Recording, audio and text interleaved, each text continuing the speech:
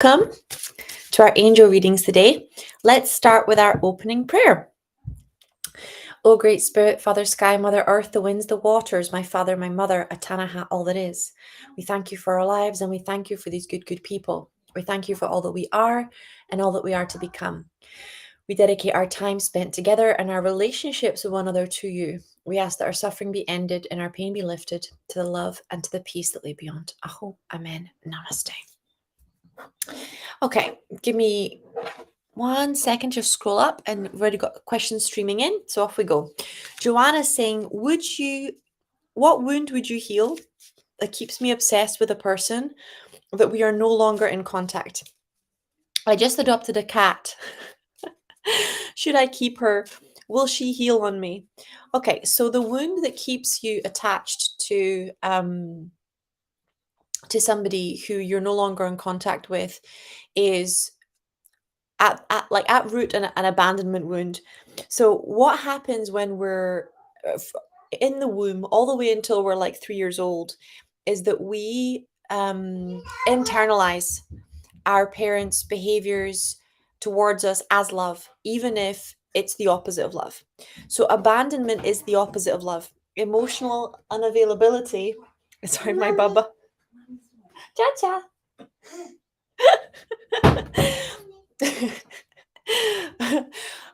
Bamboozled by a toddler. So emotional unavailability is the opposite of love, right? But if that's what we experienced from the womb to 0 to 3 years old, we internalize that and we believe it is love.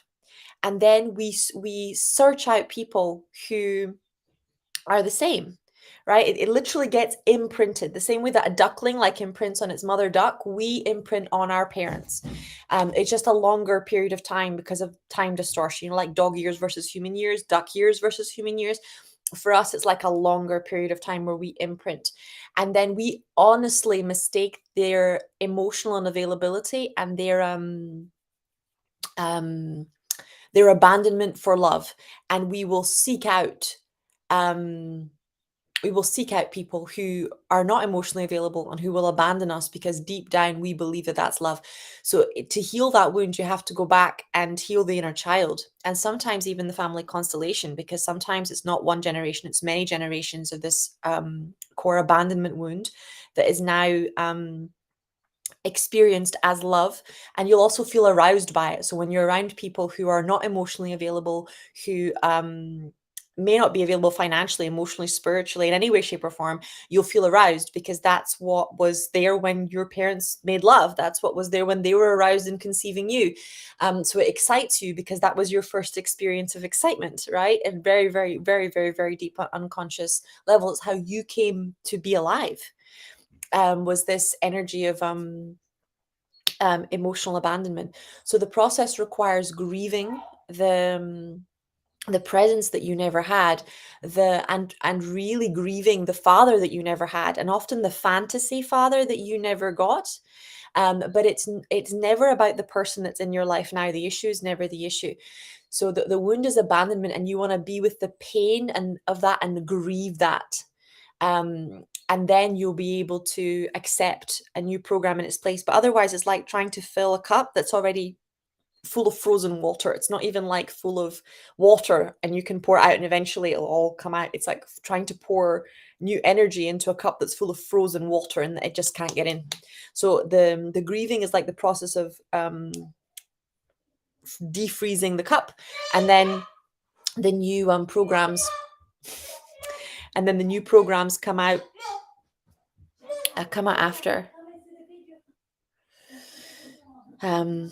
As for your cat, yeah, I think you should keep her. What will she heal on me? I wouldn't let her heal anything on you. Animals really like to heal people, but it's not good for them. It's not good for them. Get your own healing from a Reiki person or from grounding or from your angels, but don't let animals absorb your pain and suffering. Otherwise, you lose them early and they die quickly. They will protect you with their life, but it's not fair on them. But they also, cats in particular, have a very powerful, like they actually purr in theta. So they have a very powerful sound that they make often when they're sitting on your feet or on your on your stomach when they feel that we're tense or there's negative energy, because they know their survival depends on you. So they will um try and keep you alive as long as possible, even if it means sacrificing themselves. Okay. Aisha saying, hi, Sky. Can I have a reading, please? I feel a bit worried about not being able to afford the healing that I need. Any guidance, please? Yep, I'll pull a card for you, but this is a huge one. And it's really, really, really come to my attention in the last 2 years of running Medical Intuitive Mastermind, just how much people will sabotage their whole life because they will not invest in their own growth. Especially their own therapy or their own healing, and they'll substitute it with people who either can't help them or aren't in the right place in their journey because deep down they have a deep belief that they can't afford health. And this is generational trauma. For lifetime after lifetime after lifetime, healthcare um, was only for the rich, was only for the wealthy, and you only got a doctor if you were worth saving, right? And it's still very much the way it functions with animals now. Only the animals that are worth something will get the vet. Otherwise, no help is coming. So it's a very ancient wound, and it's a very deep belief that healthcare is like, it's interesting. It's like healthcare is like throwing money out the drain. That's the belief, which is completely insane. Health is your energy, right? No energy, no life, no life, no money, no anything, no lover, no any manifestation. So health is like the not only the most important investment you can make, but it pays dividends. It returns on your investment faster than anything else. The more you invest in your health, the more everything in your life starts to grow in abundance. But it's mad, the beliefs that are in the collective consciousness around it. So let's just take a minute. We're going to call on Archangel Raphael. Just cut your cords to the collective consciousness, this belief that investing money in health is like you're being scammed, that it should be free, that you don't know enough, so people are going to take advantage of you, that it's not a worthwhile investment, that you're never going to see a return on the investment, that you're going to end up in debt because of it.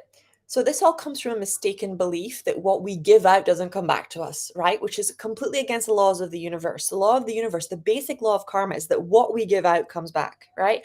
So therefore, if you pay somebody well, whether you pay them 500 or 10,000, that money will come back to you because what you give out must come back. So unless you have a belief blocking it, what you give out must come back. And one of the best blessings you can put is that the money you give out will return to you tenfold, right? So and this is also very good practice for building your abundance when it comes to your own business, because you can't pay your employees if you think that's money wasted. You have to get on a cellular level that it will not only be returned to you, that every employee is an investment that pays dividends, right? But that it will return to you 1,000-fold or 10,000-fold. And you have to trust not just the giving, but the receiving part of the universe, right? So let's just release this belief that you give without receiving, and that is somehow more spiritual, that is somehow how you prove that you're a good person, that is somehow how you stay out of corruption. It's just blocking all the laws of the universe. Love is how you stay a good person. Literally looking at your values and doing what's right is how you stay in justice. Following God's guidance instead of what people understand or think is how you stay in integrity. There we go. Whew. So what you invest in a healer will also be invested in you as a healer, because when you start to see the worth of investing in your own healing, guess what? Other people start to see that. You start to attract other people who see the worth of investing in you. And I remember how crazy this was when I first started, because I remember the first healer I ever invest. Back then, it was a big amount of money for me because I was only making £800 a month, and from my salary. And the cost of that healer was £300 per session.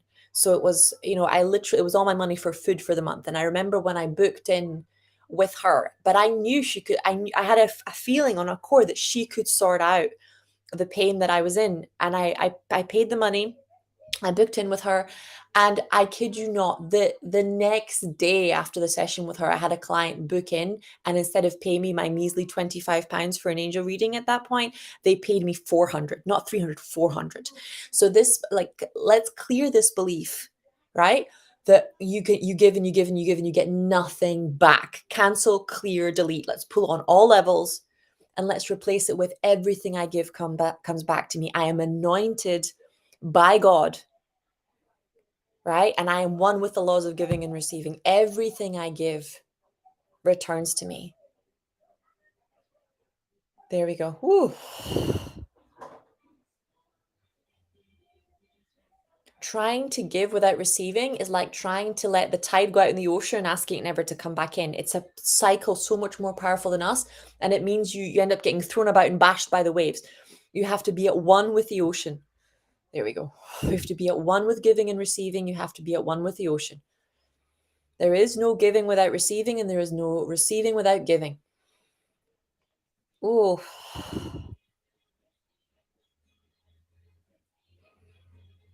And now the really deep core belief that's coming up is that people that want money are doing everything for the wrong reasons. Money is just energy. I'm going to say that again. Money is just energy, right? People doing things from a place of fear are doing things from the wrong reasons. People wanting to have an energetic exchange, which is all that money is a representation of, an energetic exchange, are just working at one with the laws of the universe. Okay? There we go.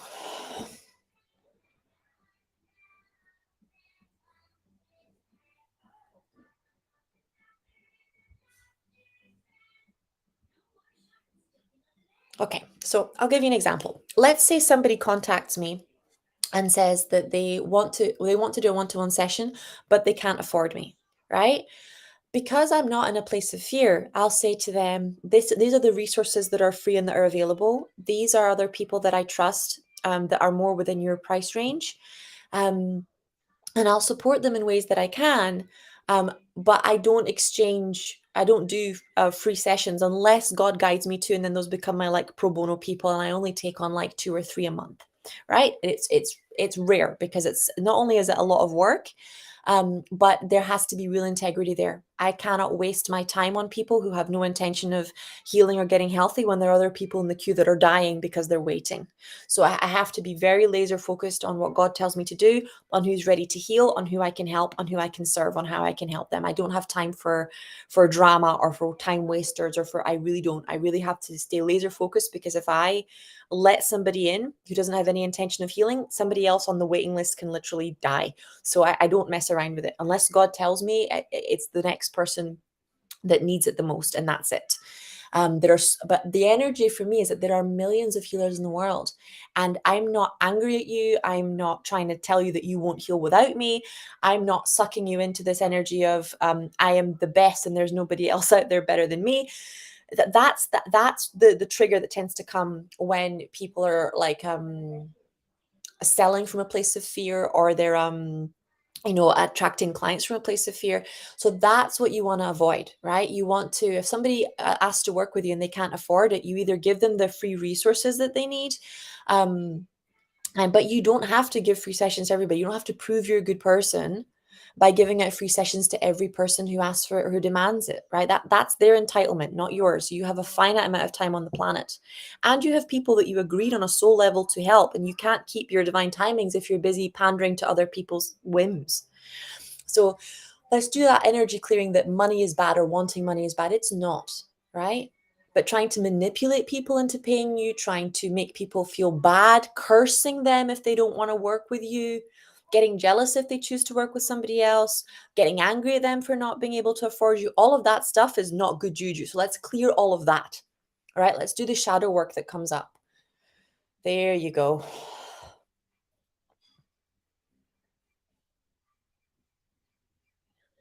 And that is what people get into, unless they really do their clearing work and they really do their shadow work.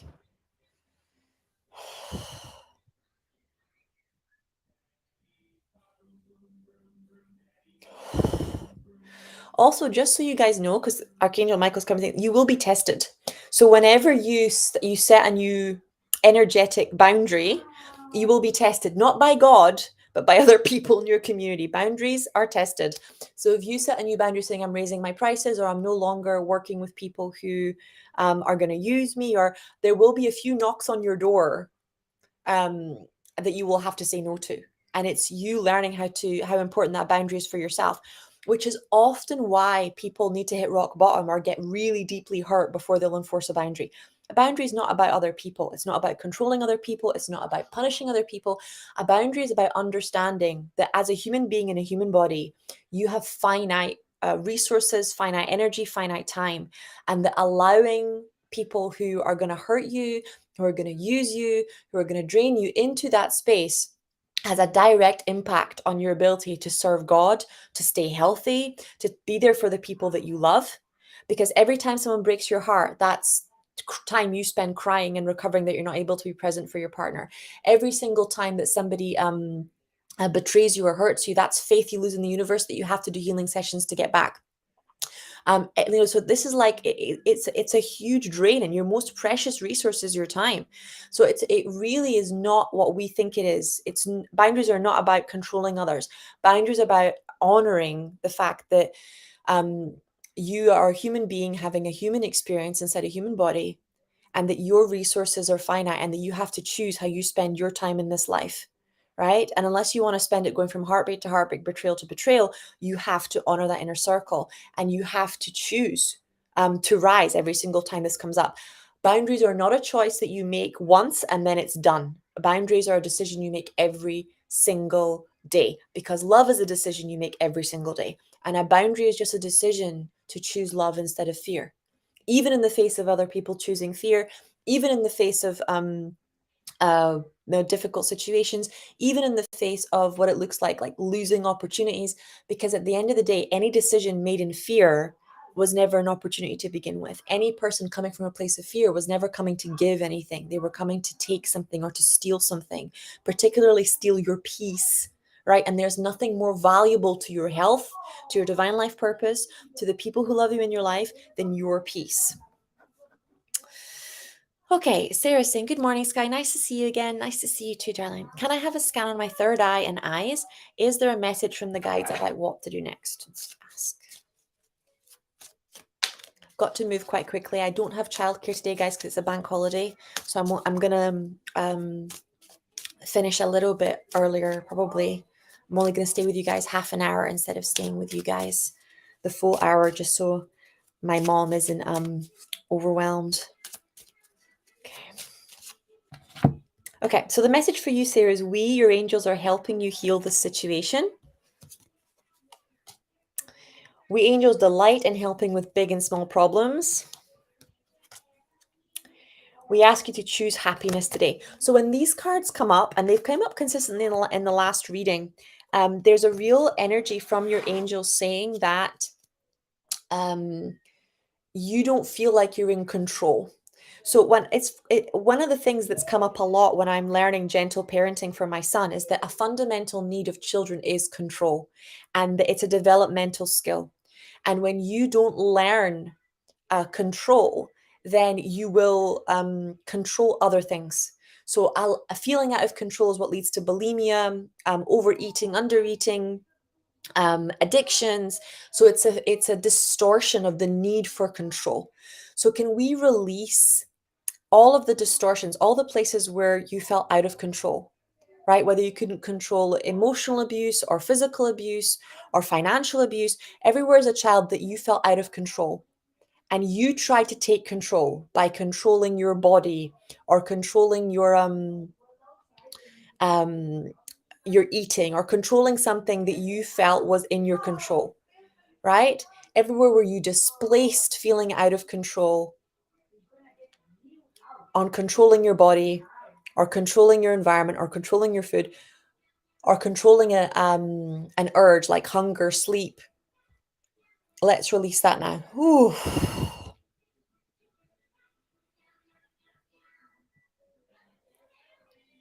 God is in control. There we go. Whew.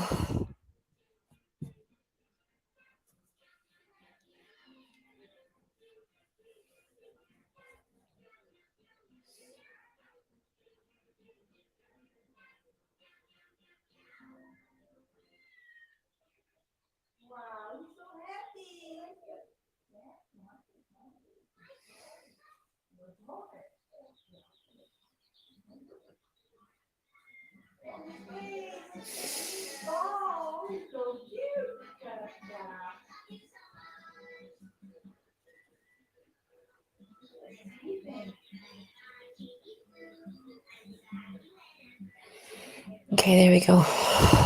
So the angels are showing me that a lot of you don't even recognize that you have a need for control. And some of you have been told that it's bad. So think about it as the core need that you need to master as a child to be able to walk, to be able to speak. You have to control your muscles. To be able to walk, you have to be able to control your legs. To be able to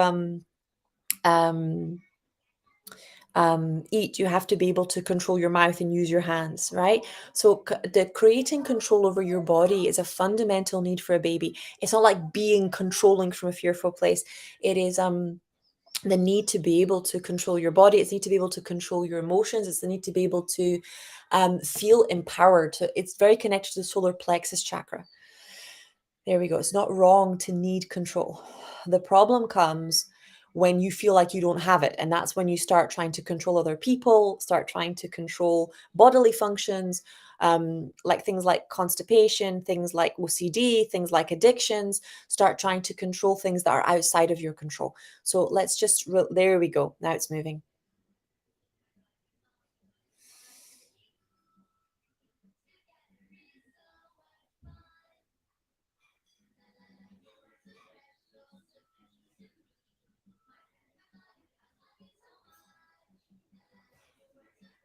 Okay.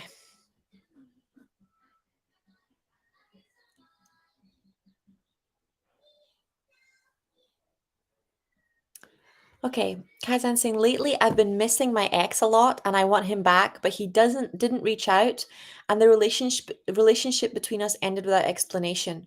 Can I know if that is possible and what his feelings are for me? I'll pull a card for you. Let's see what comes up.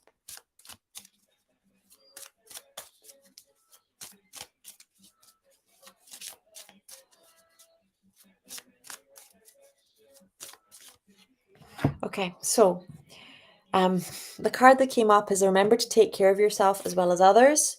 You can ask us to protect the important things in your life. You can ask us to protect the important things in your life. Our strong arms will hold you close and protect you. So this is telling me that you're actually feeling his emotions and feelings, and that he didn't properly grieve ending the relationship. Um, I have a strong feeling that this was like a betrayal.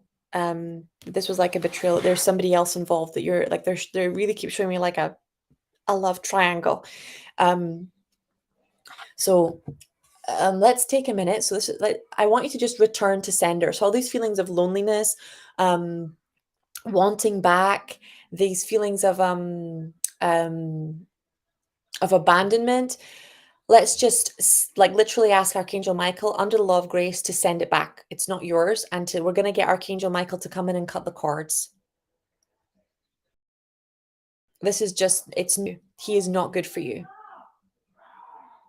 So it's what's quite confusing is that feelings are not an accurate representation of truth, right? Like what we discussed at the very beginning of these readings is that if you attach to somebody, a father figure, a mother figure who was emotionally unavailable, particularly if they ignored you, and that's one of the sides of narcissism. Narcissism is it often has is not often it does have two faces, and the two faces are control and domination, and ignoring and abandonment or neglect.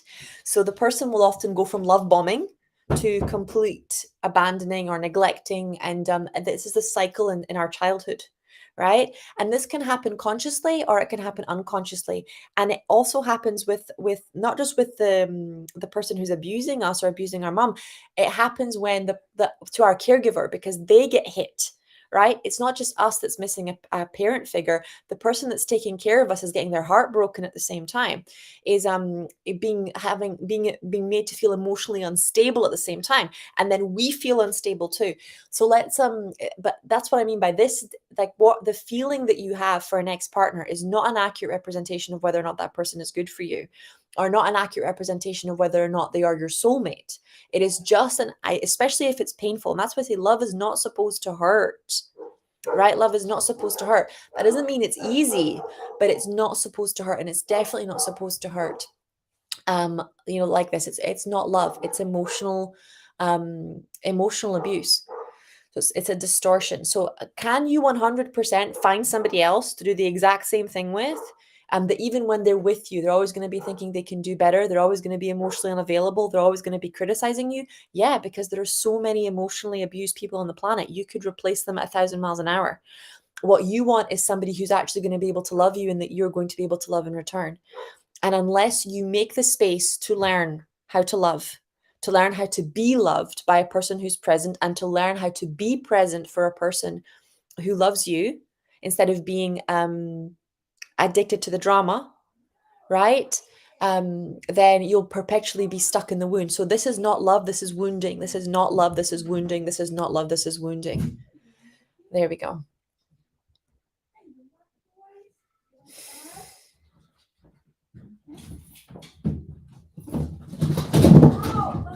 Whoops.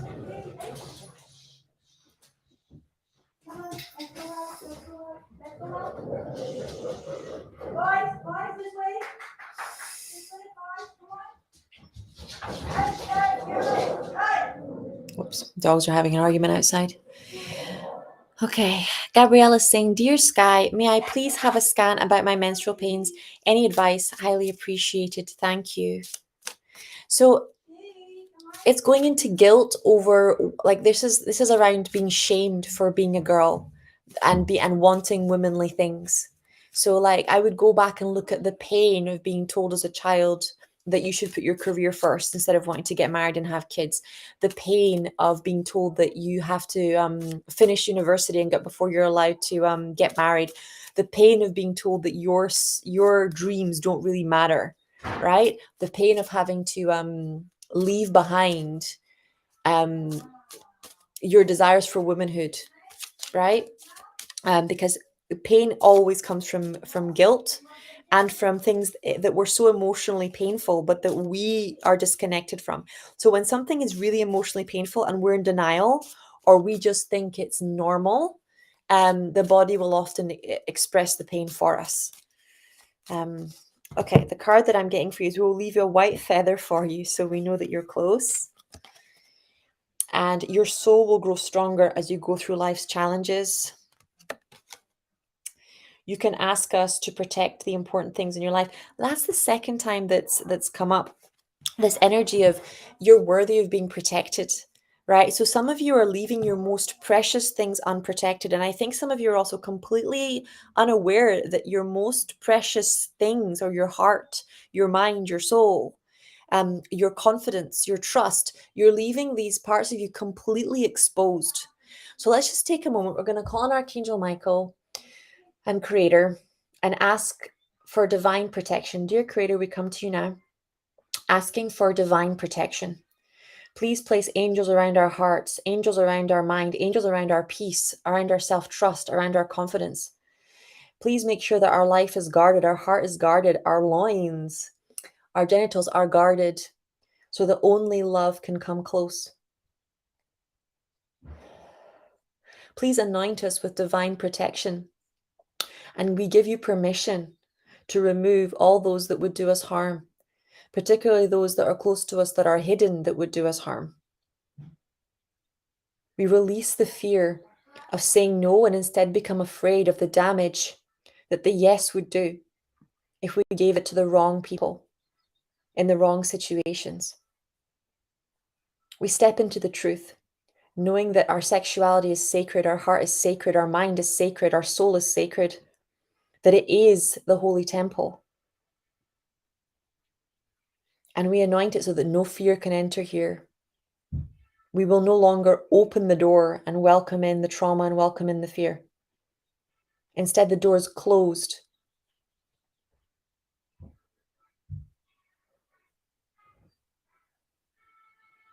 And you must pass God's test or walk through divine fire before you're allowed in.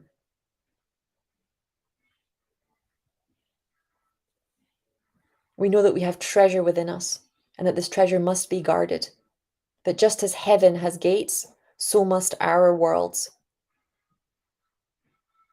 We're no longer ashamed of closed doors, of guardians, of protection. Instead, we are proud that we have finally found the courage to recognize the treasure that exists within us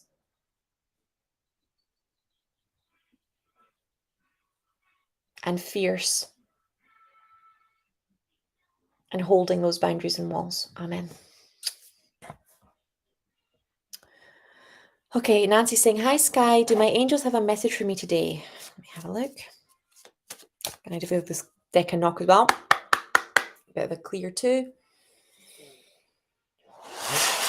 Okay. Angels for Nancy.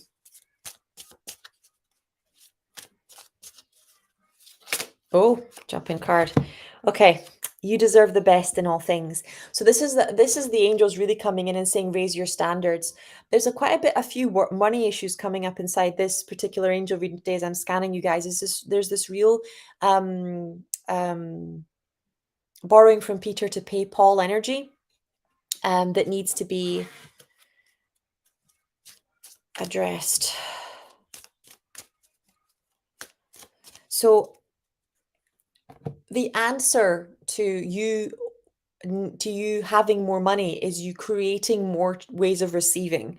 It is not you spending less. It is not you borrowing from one place to give to the other. It's not, oh, I'm going to spend less on this or here. It is you opening up more streams of receiving, right? And that might mean creating a new product. That might mean making another video or another masterclass or another meditation. Whenever you need more, create more. Don't go into this energy of stealing from one place to do it to the other. Can you see the energy of stealing? Right? It is such a low vibrational energy. Stop stealing energy or abundance from one area of your life to give it to the other. You don't have to do that, right? You have to open up more streams of income. You have to believe that there's infinite income available to you. Okay, so let's do that energetic switch. Ooh, that's moving beautifully. Elizabeth saying hi from London. Hi, beautiful. And as is saying, hi, Skylar. I have a lower back problem for almost a year now. Can you please scan my body and see what I can do about it? Okay. So this is about support. I mean, really about support. And the rage, gosh, the rage. We're going to get Archangel Michael in to just release the rage because you don't feel. So here's the thing, right? Because women are told that we're not supposed to be angry and that we're not supposed to have any negative feelings, and we're kind of told that, like, good girl trauma, right? We then end up stuffing these feelings inside the body. And if you've experienced A, getting older, B, having kids, what's it called, or C, working in like any kind of male dominant environment, you have experienced how unsupported most women are. And if you understand that you're worthy of support, that does make you angry. If you see people you love not helping you, not taking care of you, not when you did it, it hurts. You feel betrayed. And if you then betray yourself by going, I shouldn't have these feelings, what's wrong with me that I can't just forgive these people, then that pain gets trapped in the body, right? So there's a big difference between releasing and being present and grieving trauma and emotions and dwelling on them. When you do not grieve, you dwell because it gets stuck, right? Grief is actually I call grief the greatest catapult invented by God, because whenever you grieve a loss, so much weight energetically comes off you that your vibration skyrockets. Every time I grieve, it's like a huge quantum jump in my reality and my abundance. There's a huge increase. I always experience an exponential increase in abundance and opportunities in the people surrounding me, because not only am I being there for myself and building self-trust, but I'm clearing the energetic lead that is holding me down. All right. So it's having the courage to be really present. There you go.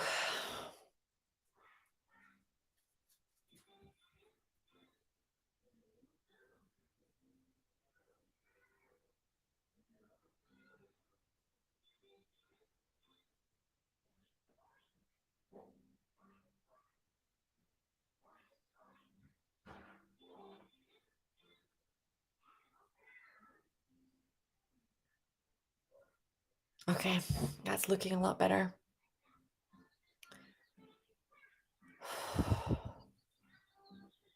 So these beliefs, because they're showing me like when you are facing your bad feelings, so the anger, the jealousy, the you're like going, it's a waste of time, it's a waste of energy. Why isn't it cleared? And they want you to know that this is not a waste of time. This is the work. This is the work. Yourself, where you feel unlovable is the work. This is not a waste of time. This is the alchemy. This is the transformation. And this is what makes it possible for you to develop the emotional and spiritual musculature and the integrity and the values to get to the next level. Right?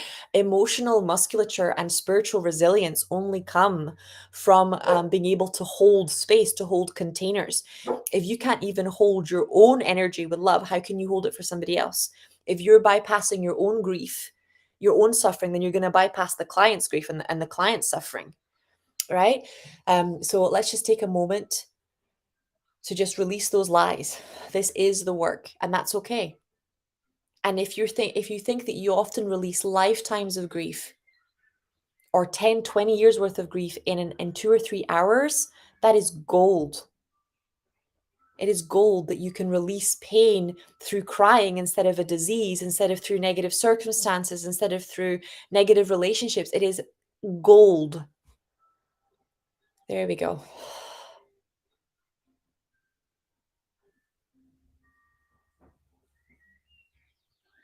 And what the other thing that happens when you're with the difficult feelings is that you anchor pain to the right things.